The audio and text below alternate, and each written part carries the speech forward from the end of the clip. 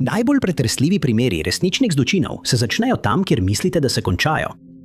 Sprva sledite urejeni časovnici, očitnemu osumljencu ali jasnemu motivu, nato pa zgodba zavije in razkrije skrite grozote. Številka 10. Bilo je leta 2006, ko sta se Carolyn Watson in Julian Buchwald noro zaljubila drug v drugega. Po 2 letih sta že načrtovala poroko. V začetku leta 2008 sta se celo pogovarjala z lokalnim pastorjem njune cerkve, iste cerkve, v kateri sta se tudi spoznala. Odločena sta bila, da bosta preostanek življenja preživela skupaj. Takrat je Carolyn živela v mestu Churchill v Avstraliji, le kratko razdaljo stran od Julianovega majhnega mesta Budgerry. Iz tega mesta bi se Julian odpravil zjutraj 4. marca leta 2008, da bi pobral svoje dekle na zmenek. Načrtovala sta kosilo na pikniku, kar sta pogosto počela. Ko je Julian pobral Carolyn, sta se odpravila na 485 hektarjev veliko kmetijo njegovih staršev, kjer sta nabrala hrano in zaloge za izlet. Mladi mož je svoji materi povedal, da se bosta vrnila do 15. ure. Kraj, kamor sta se namenila, je bil na posestvu ob slapu. Vožnja do območja je potekala brez posebnosti, dokler nista naletela na truplo živali. Julian je bil radoveden in očaran nad prizorom, zato je ustavil avto in svojemu dekletu rekel, da ga ne bo dolgo. Vendar je minilo nekaj minut, zaradi česar je Carolina začela razmišljati, da bi izstopila iz avta in sledila Julianu, da bi se prepričala, ali je z njim vse v redu. Preden bi lahko sprejela to odločitev, je mlada ženska pogledala v vzvratno ogledalo in zagledala neznano osebo, oblečeno v črno in s fantomko na glavi, ki se je približevala vratom na sovoznikovi strani. Carolina ni uspela pravočasno reagirati, neznanec pa jo je izvlekel iz avta, ji zalepil usta z lepilnim trakom in jo zvezal, preden jo je vrgel na zadnji sedež vozila. Minilo je več ur, preden se je vozilo končno ustavilo, nato pa so žrtev odvlekli ven in jo pustili na tleh. Na kmetiji sta se Julianova starša začela vse bolj bati. Odsotnost njunega sina in njegovega dekleta ni bila značilna zanje. Sčasoma je Julianova mama začela hoditi gor in dol po dovozni poti. Pozno popoldne je opazila nekaj zagozdenega v vratih. To je bilo pismo, ki je očitno prišlo od ugrabiteljev. Narava sporočila je nakazovala, da Julianova družina pozna napadalce, stavki kot so: niste nas mogli pustiti pri miru in dobili jih boste nazaj, ko bomo opravili svoj posel na tem območju. Sporočilo je vsebovalo grožnje, s katerimi so želeli družino prestrašiti, da ne bi stopila v stik s policijo, in tega niso storili. V naslednjih nekaj urah so izvedli obsežna iskanja, vendar niso našli nobenih sledi pogrešanega para. Šele teden dni kasneje je policija prejela nekaj novic. Carolyn in Julian so našli skoraj 200 km izven Budgerja. Priklatila sta se do ceste blizu Alpskega narodnega parka. Bila sta v slabem stanju, opečena od sonca z mehurji in modricami, a vsaj živa sta bila. Oba so odpeljali na policijsko postajo na zaslišanje, kjer je Carolyn povedala, kaj se je zgodilo. Kako so jo odvlekli iz vozila, jo zvezali, ji zavezali ošti in jo zalepili z lepilnim trakom. Osvobodil jo je šele njen partner, Julian, ki je trdil, da se je sam rešil iz vrvi in pregnal napadalce, za katere je trdil, da so člani satanističnega kulta. Naslednjih 6 dni sta preživela v naravi z nekaj zalogami, ki sta jih vzela s seboj. Detektivi so se odpravili na kraj, kjer sta bila oba ugrabljena, in našli več ključnih dokazov: lopato, vrv, oblačila in lepilni trak. Toda ob analizi teh dokazov so preiskovalci odkrili nekaj nenavadnega. Vsi ti predmeti so pripadali Julianu Buchwaldu. Na tej točki se je zgodba o ugrabitvi, kultih in poroki začela razpletati. Pod pritiskom zasliševanja je domnevna žrtev razkrila, da nobeden od njiju ni bil v resnični nevarnosti. Pravzaprav je bil on, Julian, tisti, ki je stal za ugrabitvijo. To je bila pametna zvijača, je pojasnil, s katero je skušal osvojiti svoje dekle in jo prisiliti, da bi se z njim poročila prej, pri čemer se je predstavil kot vitez v bleščečem oklepu. Čeprav sta imela načrte za poroko, je Carolyn vztrajala, da počakata, ker je želela dokončati šolanje. Julian je bil, potreboval je okolje močnih čustev, da bi njuno zvezo tudi spolno potrdil.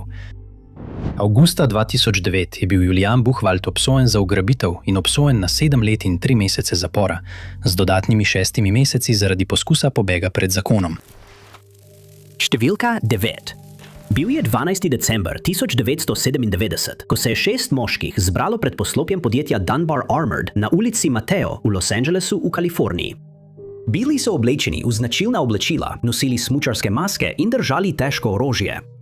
Vstopili so v notranjost, se izognili večini varnostnih kamer in čakali v jedilnici za osebje.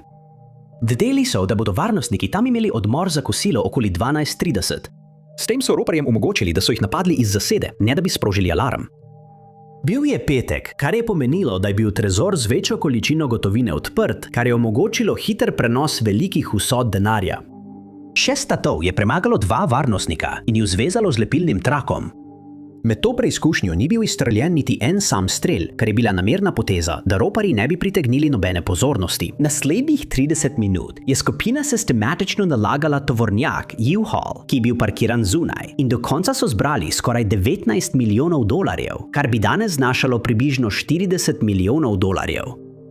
Maskirani možje so pobegnili in izvedli največji rop gotovine v Združenih državah, dokler ta naslov ni prevzel rop na velikonočno nedeljo leta 2024. Za seboj niso pustili nobenih dokazov niti žrtev, zato so dogodek označili za kriminalno mojstrovino. Zaposleni pri Dunbarju so bili prav tako v temi kot vsi ostali, saj niso imeli pojma, kdo bi lahko stal za takšnim profesionalizmom in načrtovanjem. Šele 2 leti kasneje je bila ena najbolj znanih ropov razrešena, glavni storilec pa je bil nekdo, ki ga skoraj nihče ne bi pričakoval. Ko je neopazen moški nepremičninskemu posredniku izročil kupček gotovine, ki je bil še vedno zavarovan s trakcem za denar, je sprožil niz dogodkov, ki so pripeljali do obsodbe vseh 6 roparjev in razkritja nepričakovanega glavnega načrtovalca. Eugene Lamar Hill je bil aretiran, potem ko je posrednik stopil v stik s policijo. Tako je priznal zločin in obremenil preostale roparje. Med osumljenci je bil tudi moški iz Comptona po imenu Alan Pace III, nekdanji zaposleni v podjetju Dunbar Armored Facility. Z nadaljnjo preiskavo so odkrili, da je bil Pace tik pred ropom odpuščen svojega položaja tam. Preden je zapustil službo, je preučil vse šibke točke, tlorise, rutino in si zabeležil prav vsako kamero. Nato je navezal stik s 5 svojimi prijatelji iz otroštva in jih rekrutiral ter jim zagotovil vse, kar so potrebovali za izvedbo velikega ropa. Na noč ropa se je skupina 6 moških zbrala na hišni zabavi, kjer so si zagotovili alibi. Ob prihodu v banko je Pace pokazal svoje ključe, ki mu jih še niso odvzeli, kar je vlomilcem omogočilo vstop v objekt. Natančno je preučil urnik varnostnih kamer in ugotovil, kako se lahko vsaki izmed njih skrbno izognejo. Ko je bilo vse opravljeno, je Pace za popolno zagotovilo odstranil vse snemalne naprave iz kamer, nato pa so se skupaj vrnili na hišno zabavo in tako utrdili svoj alibi. Številka 8. 19. aprila 1995 je eksplozija odjeknila skozi središče Oklahoma Cityja, kjer je stala zvezna stavba Alfreda P. Maraha. Kompleks zvezne vlade je gostil Upravo za socialno varnost, Ameriško ministrstvo za stanovanjske zadeve, urade tajne službe Združenih držav Amerike in številne druge centre. Njegova uporaba je pomenila, da je bila stavba skoraj vedno polna življenja. Ta življenja bi bila uničena, ko je eksplozija, ki je izvirala iz notranjosti stavbe, stresla njene stene in uničila tretjino stavbe. Preiskava bi kmalu razkrila, da je bil dogodek nameren napad, vendar je ostalo neznano, kdo je stal za tem. Kmalu po dogodku so reševalci začeli kopati po ruševinah, odkrivali preživele in žrtve. Reševalci bi iz razbitin rešili 684 ranjenih ljudi in skoraj 200 trupel. Napad v Oklahoma Cityju je postal znan kot najbolj smrtonosno dejanje domačega terorizma proti vladi v zgodovini Združenih držav Amerike. Medtem ko so potekale akcije za reševanje žrtev eksplozije, odstranjevanje ruševin in iskanje odgovornih, je drugje po mestu policist Charlie Hanger opravljal svoj rutinski patruljni obhod, ko je prejel ta klic. Poslali so ga v zvezno stavbo, da bi pomagal pri reševanju. Vendar so ga skoraj takoj preklicali in mu naročili, naj ostane tam, kjer je, ter naj nadaljuje z običajnim delom. Kmalu po tem klicu je Charlie opazil rumeni Mercury, ki mu je očitno manjkala registrska tablica. Ustavil je vozilo in čeprav je šlo za rutinsko prometno ustavitev zaradi manjkajoče registrske tablice, Charlie ni mogel zatreti občutka, da je nekaj narobe. Namesto da bi pristopil k Mercuryju, se je zadržal in voznika pozval, naj izstopi iz vozila. Timothy McVeigh, veteran zalivske vojne, je izstopil in takoj razkril, da ima orožje, ki ga je Charlie opazil skritega v njegovi jakni. McVeigh je policista tudi opozoril, da je strelno orožje nabito. Policist je McVeya vklenil in opravil rutinski pregled, pri čemer je našel rezervni nabojnik, nabrušen rezilo, vizitko z napisom na hrbtni strani in pištolo Glock kalibra 45, nabito z naboji Black Talon. Charlie je moškega odpeljal v zapor zaradi obtožbe nošenja skritega orožja. Nazaj v zvezni stavbi Alfreda P. Murraha je FBI odkril najemni tovornjak, ki je bil najet v Junction City v Kansasu. Preiskovalci so stopili v stik z agencijo za najem vozil, policijski risar pa je na podlagi opisa narisal portret moškega, ki se je predstavil kot Robert Klink, domnevni najemnik tovornjaka. Risbo so pokazali več ljudem, ki so Roberta Klinga prepoznali kot moškega po imenu Timothy McVeigh. To je bil isti Timothy McVeigh, ki ga je policist Charlie Hanger prijel in pridržal le 2 dni prej. Glavni osumljenec FBI-ja za nasilni napad je bil, nepričakovano, že v zaporu, kot posledica rutinske prometne kontrole. Vizitka, ki jo je Charlie našel pri McVeighu, je postala ključen dokaz. Prišla je iz trgovine z vojaško opremo, na zadnji strani vizitke pa je bilo zapisano: potrebovali bomo več TNT-ja. $10 za palico. Številka 7. Leto je bilo 2012, ko je Dave Krupa, 37-letni mehanik iz Omahe v Nebraski, po nedavnem razhodu z ženo želel znova začeti zmenki. Dave se je očitno zabaval v svetu zmenkov in naj bi se videval z več kot eno žensko hkrati. Opisan pa je bil kot prijazen, običajen moški, ki je preprosto iskal družbo. Nekaj te družbe je našel pri Shannon Liz Goyler, s katero se je videval priložnostno. Liz je takrat delala kot natakarica in imela enega otroka. Tisti, ki so jo poznali, so jo opisovali kot prijazno, vendar je bila znana tudi po tem, da je postala precej tekmovalna in je imela ljubosumno žilico. Ko je na prizorišče stopila 37-letna Carrie Farver, je Lizina osebnost postala očitna. Carrie je bila pametna ženska, samska mati, ki je živela v Iowi in je delala v uradu blagajnika okrožja Potawatomi. Njeni bližnji so Carrie opisovali kot skrbno, živahno in odgovorno. Dave je obema ženskama jasno povedal, da se z njima dobiva le priložnostno in da v tistem času ne išče ničesar resnega. Carrie in Liz sta prav tako obe vedeli druga za drugo in se zavedali ljubezenskega trikotnika, v katerem sta se znašli. Občasno sta se srečali na hodnikih Daveovega stanovanja, ko je ena odhajala, druga pa ravno prihajala. Jutro 14. decembra 2012 pa je zaznamovalo zadnjič, ko je Carrie obiskala Davea. Tistega jutra je zapustila njegovo stanovanje in ga nato nenadoma prenehala videvati. Sprva se tudi Carriena družina ni več slišala od nje in so postali zaskrbljeni. A do konca dneva so začeli prejemati odgovore, kar je njihovo zaskrbljenost le še povečalo. Odzivi, ki so jih prejeli, niso bili značilni za njo. Povedala jim je, da se seli v drugo zvezno državo in da si ne želi več stikov z njimi ali celo s svojim sinom. Dave bi prejel podobno sporočilo, v katerem je trdila, da se seli v Kansas, kjer bo začela novo službo in da potrebuje nekaj prostora. Kmalu zatem pa se je ton spremenil. Njena sporočila so postala agresivna, obtožujoča in grozeča. Naslednja 3 leta so se neprestana sporočila nadaljevala, tudi potem, ko je uradno začel zvezo z Liz, ki je bila izpostavljena istemu mučenju. Sporočila so vztrajala, da jih Carrie opazuje in omenjala zelo specifične podrobnosti o njunem osebnem življenju, kar je samo še utrdilo prepričanje, da ju nekdo zalezuje. Dogodki so dosegli vrhunec z 2 prepovedma približevanja, ki sta jo proti Carrie vložila tako Dave kot Liz, ki je do leta 2015 še vedno ni videl nihče od njenih bližnjih. Zaradi skrbi njene družine za njeno varnost in vprašanja, ali so sporočila in e-poštna sporočila res prihajala od nje, so primer ponovno odprli. Detektivi iz policijske uprave v Omahi so se osredotočili na Davea in Liz, saj sta bila oba tarči nadlegovanja. Dave je bil skoraj takoj izločen iz suma, medtem ko je Liz pritegnila več pozornosti. Potem, ko je preiskovalcem pokazala ročno napisano pismo, ki ga je prejela od Carrie in trdila, da je Carrie požgala hišo, so začeli raziskovati digitalne sledi. S pomočjo IP naslova so detektivi ugotovili, da so bila sporočila pošiljena prek lokalnih Wi-Fi točk v Omahi, kot so knjižnice in podjetja. Preiskovalci so prav tako ugotovili, da je te lokalne točke pogosto obiskovala ena oseba, ki je bila vključena v primer, in to ni bila Carrie. Izkazalo se je, da Liz Goyler ni bila žrtev nadlegovanja, ampak je bila pravzaprav tista, ki je stala za vsem tem. Po zasegu njenega iPada so policisti odkrili precej zapleteno zaroto, pa tudi dokaze o umoru. S pomočjo dokazov na iPadu so detektivi lahko ugotovili, da Carrie ni več živa. Liz, ki jo je razjedala ljubosumnost, naj bi ji vzela življenje, nato pa je, da bi vse zmedla, se začela izdajati za Carrie. Ob aretaciji in zaslišanju je ženska vse priznala in trdila, da je to storila, da bi zaščitila Davea pred Carrie, ki jo je opisala kot zlonamerno. Leta 2017, 5 let potem, ko je Carrie izginila, je bila Liz obsojena za umor prve stopnje in obsojena na dosmrtni zapor. Tragično Carrie nikoli niso našli, vendar so detektivi tudi brez trupla uspeli razjasniti resnico za njeno družino, ki je že od začetka vedela, da ni vse tako, kot se zdi. Številka 6. V Bagdadu se nahaja ena največjih komercialnih bank v Iraku, ki je postala prizorišče enega največjih bančnih ropov v zgodovini. To je bila Dar es Salaam Investment Bank, ki je postala tarča velikega ropa. To je povzročilo izgubo 282 milijonov ameriških dolarjev in 220 milijonov iraških dinarjev, kar je bilo takrat vredno približno 173 tisoč dolarjev.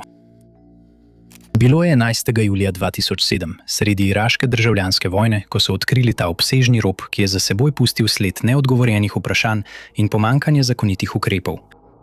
Tistega jutra so, kot vsak običajen dan, upravniki banke Dar es Salaam vstopili v trezor, kar je bil rutinski varnostni ukrep. Vendar pa so bili šokirani, saj so bile bančne blagajne popolnoma izropane. Izginilo je 282 milijonov ameriških dolarjev in 220 milijonov iraških dinarjev.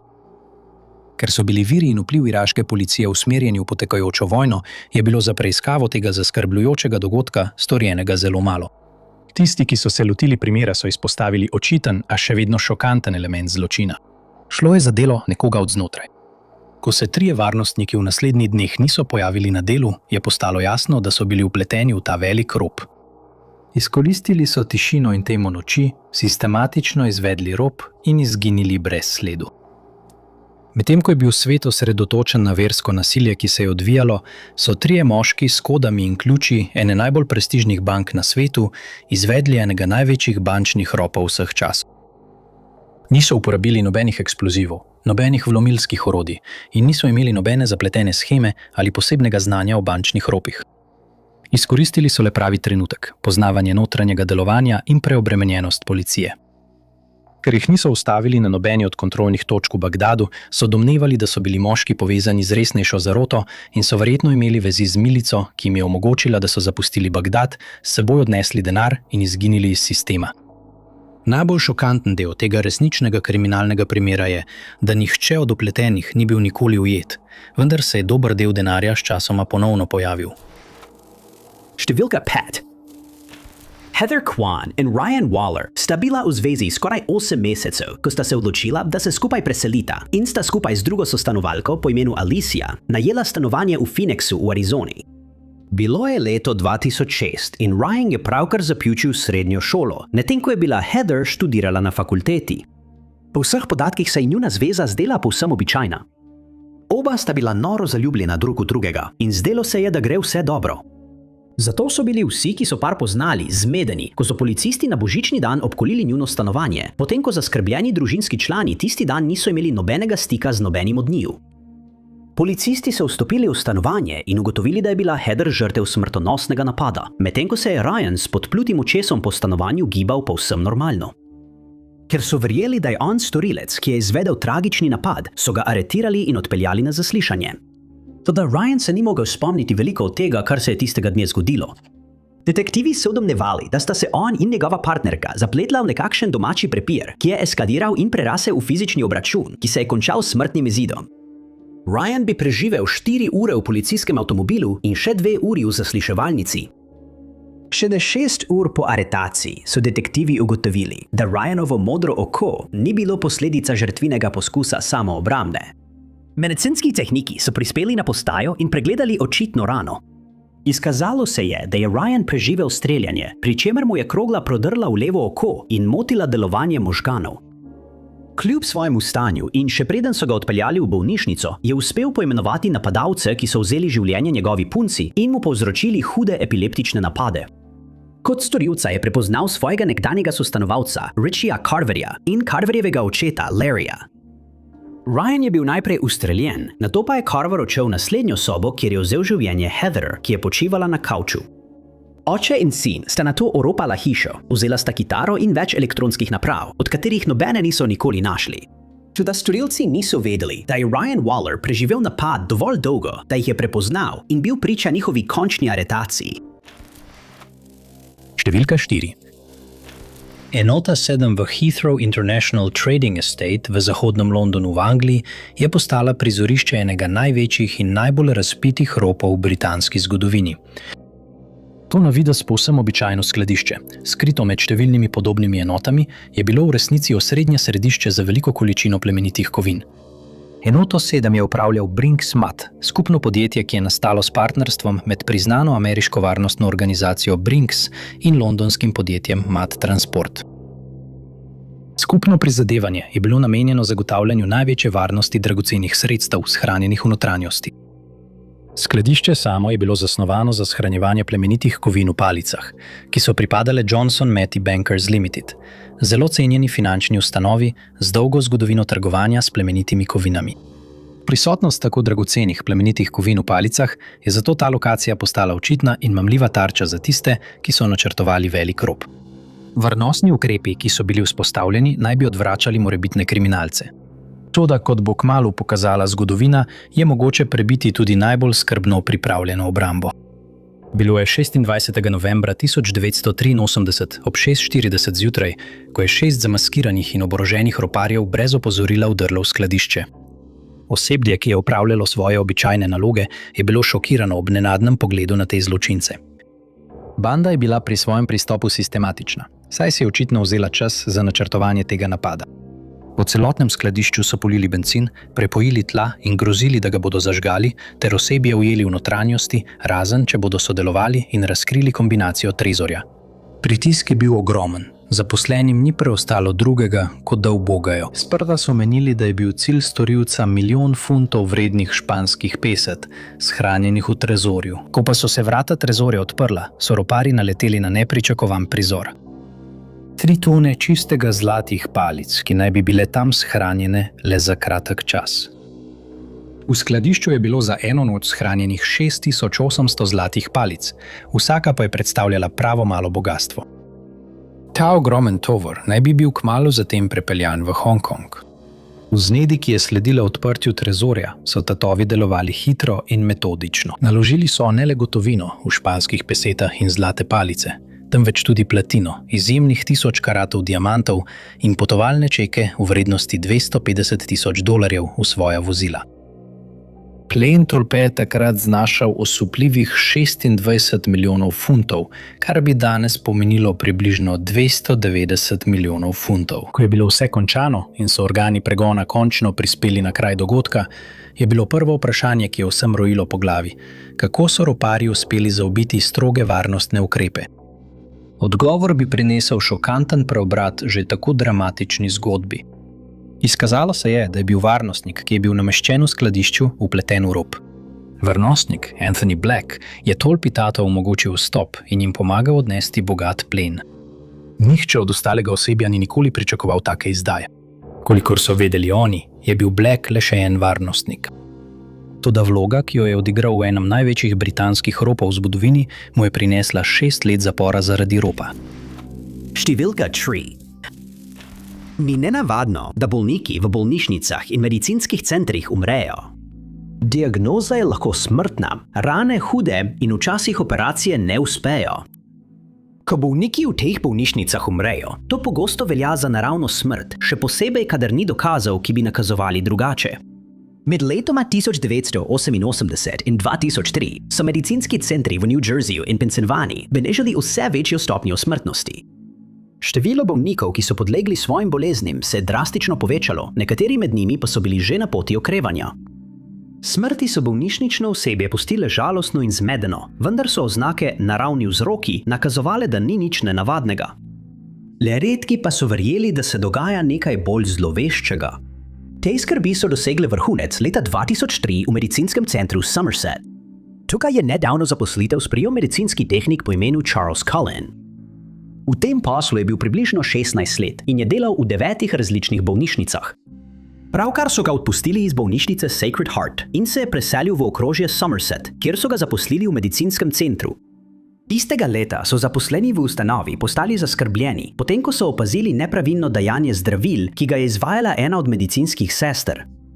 Nato so v bolnišnici izvedli pregled in ugotovili, da je neprimerno dajanje zdravil povzročilo smrt več pacientov. Do takrat so ocenili, da jih je bilo približno ducat. V središču te preiskave je bil Cullen, novi medicinski brat. Preiskava bi razkrila nepredstavljivo. Medicinski brat je namerno dajal napačne odmerke in napačna zdravila pacientom ter vzel več kot ducat življenj. Njegova kazniva dejanja pa so segala daleč preko tega. 2 meseca po začetku preiskave je Cullen, ki ni vedel, da ga preiskujejo, odšel na večerjo s prijateljico in sodelavko Amy Loughran. Amy je na večerjo nosila prisluškovalno napravo, kar je preiskovalcem omogočilo, da so prisluhnili temu, kar se je izkazalo za srhljivo priznanje. Tisto noč je Cullen Amy povedal, kako je za smrtonosnimi odmerki različnih zdravil ubil do 40 ljudi. Tistih 9 zdravstvenih ustanov, kjer je predelal, je bilo razporejenih po Pensilvaniji in New Yorku in vse so v zadnjih nekaj letih zaznale nepojasnjen porast smrtnosti. Tem bolnišnicam ni bilo znano, da je bil prav eden izmed njihovih zaposlenih glavni razlog za ta nenaden porast. Cullen je bil aretiran in je priznal krivdo za 29 umorov prve stopnje ter 5 poskusov umora. Raziskovalci pa verjamejo, da je bil medicinski tehnik odgovoren za kar 400 primerov, od katerih večine ni mogoče potrditi zgolj zaradi pomankanja medicinske dokumentacije. Številka 2. 11. aprila 1994 so policijo poklicali k ribniku v vasi Luchong v kitajski provinci Hubei. Prebivalci so opazili postavo, ki je plavala na vodi. Policisti so lahko ugotovili, da je šlo za truplo pokojne osebe. Truplo so potegnili iz vode in ugotovili, da gre za žensko. Nosila je rumen volnen telovnik, žafranasto srajco, črne pajkice, modre kratke hlače in temno vijolične čevlje. Ocenili so, da je bila stara približno 30 let. Obdukcija je pokazala, da je bila neidentificirana ženska žrtev napada, saj so na njenem telesu našli več ran. Domnevali so, da je umrla 2 meseca prej. V upanju, da bi žensko identificirali, so policisti poslali obvestilo v več vasi in stopili v stik s prebivalci, ki so prijavili pogrešane sorodnice. Ni trajalo dolgo, preden se je ena ženska oglasila. Prijavila je pogrešano hčerko, Zhang Zaiyu, potem ko se ji ta že nekaj časa ni oglasila. Pojasnili so, da je Zhang izginila konec januarja tistega leta. Stara je bila 29 let in visoka približno 115 cm. Njena družina jo je opisala kot osebo z okroglim obrazom, kratkimi lasmi in privzdignjenim nosom. Bila je tudi modno oblečena. Opis se je očitno ujemal z opisom neidentificiranih posmrtnih ostankov, zato je policija sklenila, da najdeno truplo res pripada pogrešani Zhang Zaiyu. Od tam so preiskovalci prišli do Zhanginega zakonca, ki mu je ime Shao Zaiyu. Po njegovih besedah je Zhang trpela za duševno boleznijo, ki je bila posledica njenega zelo stresnega in nezadovoljivega dela. Povedal je, da sta se sprla in da je Zhang nato pobegnila od doma. Vendar detektivi Shao Jun niso verjeli, saj večkrat zanikal, da bi bil vpleten v smrt svoje žene. Celo namignil je, da so truplo napačno identificirali in vztrajal, da je Zhang še vedno živa. Shaoja so aretirali in ga neusmiljeno zasliševali 10 dni, v tem času pa je bil izpostavljen hudi brutalnosti, ki ga je prisilila v končno priznanje. Po 4 različnih zgodbah, dolgem sojenju in pismih ljudi iz vasi, ki so vztrajali, da je Shao prepirljiv pijanec, je bil moški obsojen. 11 let je Shao ostal zaprt, označen kot morilski blaznež. Potem pa se je marca 2005 zgodilo nepričakovano. Žrtev Zhang Zaiyu, za katero je bilo potrjeno, da je umrla, se je pojavila v vasi. Ženska je pojasnila, da je po živčnem zlomu pobegnila od doma in kasneje spoznala moškega v Shandongu, s katerim se je poročila in imela sina. Zaživela je povsem drugo življenje, za katerega v Luchangu nihče ni vedel. Njena nepričakovana vrnitev bi privedla do Shaove izpustitve, potem ko je bil Shao obsojen za zločin, ki se sploh ni zgodil. Žrtev je bila še vedno živa, zato očitno ni mogel biti kriv za zločin. Vendar pa je ta dogodek na koncu privedel do ponovnega odprtja primera napačno identificiranega trupla, katerega identiteta je bila ponovno neznana in katerega storilec še vedno ni bil ujet. Številka 1. Tanya Tadlock in Clarence Hughes sta se poznala več let, preden sta se poročila v New Orleansu, kjer sta živela. In potem, ko sta skupaj dobila otroka, so se 3 preselili v Tulsa, Oklahoma in nadaljevali z navidezno običajnim življenjem. Nekega običajnega dne, aprila 1990, je 20-letno Tanjo nenadoma zbil voznik, medtem ko je opravljala svoje vsakodnevne opravke. Našli so jo nezavestno ob strani ceste, potem ko je voznik pobegnil s kraja nesreče. Odpeljali so jo v bolnišnico v Oklahoma Cityju, kjer se je sprva začela rutinska preiskava pobega s kraja nesreče, a se je vse skupaj zapletlo v zapleteno mrežo zarote, saj niti Tanja, niti Clarence nista bila to, za kar so ju vsi imeli. Medtem ko je policija poskušala ugotoviti, kdo je odgovoren za pobeg s kraja nesreče, je Tanja podlegla poškodbam. Nato je policija slišala pomisleke sodelavca, ki je verjel, da je s Clarencem nekaj narobe. Ti pomisleki so oblasti opozorili, naj bolj pozorno spremljajo ovdovelega moža. Potem, ko so Tanjo Hughes pokopali, so opazili, da je Clarence poskušal zahtevati izplačilo iz 2 zavarovalnih polic, ki sta bili sklenjeni na njeno ime le nekaj mesecev prej. Med tem postopkom je uporabil 3 številke socialnega zavarovanja. 2 sta bili lažni, ena pa je pripadala ubežniku, Franklinu Floydu. Floyd je bil obsojeni zločinec iz Georgije, ki je bil na begu od leta 1973, potem ko je poskušal ugrabiti mlado žensko na bencinski črpalki. Po plačilu varščine je bil ves čas na begu, uporabljal je lažne identitete in se izogibal oblastem. Kmalu je bilo potrjeno, da je Clarence Hughes v resnici Franklin Floyd in FBI je bil hitro vključen v primer. V naslednjih nekaj mesecih so preiskovalci razčlenili vsak vidik življenja zločinca in odkrili nekaj resnično srhljivega. Ugotovili so, da obstajajo otroške slike Tanje iz 70 let prejšnjega stoletja, na večini pa je bil tudi Floyd, ki je bil precej starejši od nje. Kmalu so izvedli, da tudi Tanja ni bilo njeno pravo ime. Žrtev je bila v resnici Suzanne Marie Savakis, hči ženske, s katero se je zločinec poročil. Izkazalo se je, da je Floyd ugrabil Suzano in njene 3 sorojence, medtem ko je njihova mati prestajala enomesečno zaporno kazen. Vzgojil je otroke, ki so šli vsak svojo pot, razen Suzane, ki je ostala pod Floydovim nadzorom, dokler ni bila dovolj stara za poroko. Med srednjo šolo je nadel lažno ime Sharon Marshall, ki ga je po selitvi v Tulsa spremenil v Tanya Tadlock. Tanja je bila pogrešana Suzanne Marie Savakis, žrtev ugrabitve. In njen mož je bil moški, ki jo je kot otroka ugrabil, iskan ubežnik, ki je bil obsojen za 2 napada, 2 ugrabitvi in 1 umor. Najlepša hvala, da ste gledali. Če vam je bil ta video všeč, pritisnite gumb všeč mi je. Ne pozabite se naročiti in klikniti zvonček za obvestila, da boste na tekočem z vsemi našimi prihodnjimi objavami.